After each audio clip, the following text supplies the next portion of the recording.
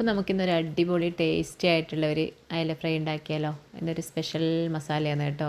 നല്ല ഫ്രഷ് അയല നന്നായിട്ട് മുറിച്ച് ക്ലീൻ ചെയ്തിട്ട് വെച്ചിട്ടുണ്ട്.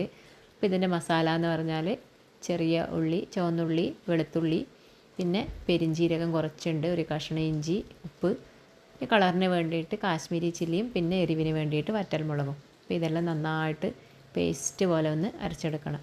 അപ്പോൾ ആദ്യം ഞാനൊന്ന് ക്രഷ് ചെയ്തെടുത്തു. എന്നിട്ട് അതിലോട്ട് കുറച്ച് മഞ്ഞൾപ്പൊടിയും കുറച്ച് ചെറുനാരങ്ങ നീരും കൂടെ ചേർക്കുന്നുണ്ട്.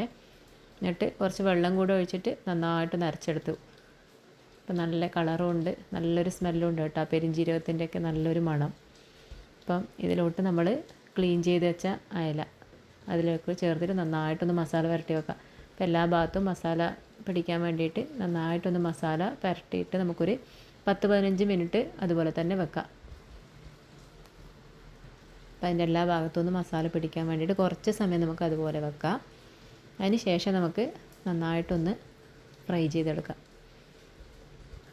ഒരു വലിയ പാനിൽ ആദ്യം കുറച്ച് കറിവേപ്പില ഇട്ട് നമ്മുടെ ഫ്രൈ ചെയ്യാനുള്ള അയില അതിലോട്ട് ഓരോന്നായിട്ട് വെക്കാം. അപ്പോൾ നന്നായിട്ട് മൊരിഞ്ഞ് വരണം. രണ്ട് സൈഡ് നന്നായിട്ട് മൊരിഞ്ഞ് വരുന്നവരെ നമുക്കത് വെയിറ്റ് ചെയ്യാം. അപ്പോൾ ബാക്കിയുള്ള മസാലയുണ്ട് കുറച്ച്. അപ്പോൾ അതിലോട്ട് ഞാൻ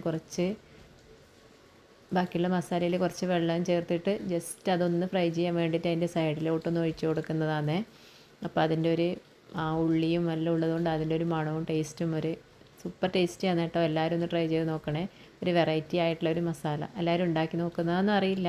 ഞാൻ നോർമലി ഉണ്ടാക്കുന്നത് നാടനായിട്ട് നമ്മൾ മഞ്ഞൾപ്പൊടിയും പറങ്കിപ്പൊടിയും ഉപ്പും എല്ലാം കൂടിയിട്ട് ഒരു സാധാരണ ഒരു ഈസി ആയിട്ടുള്ളൊരു ഫ്രൈ ആണ്. ഇതൊരു വെറൈറ്റി ആയിട്ട് ട്രൈ ചെയ്തതാണ്. പക്ഷേ നല്ലൊരു ടേസ്റ്റാണ് കേട്ടോ ഇതിന്. അപ്പോൾ എല്ലാവരും ഒന്ന് ട്രൈ ചെയ്ത് നോക്കണേ.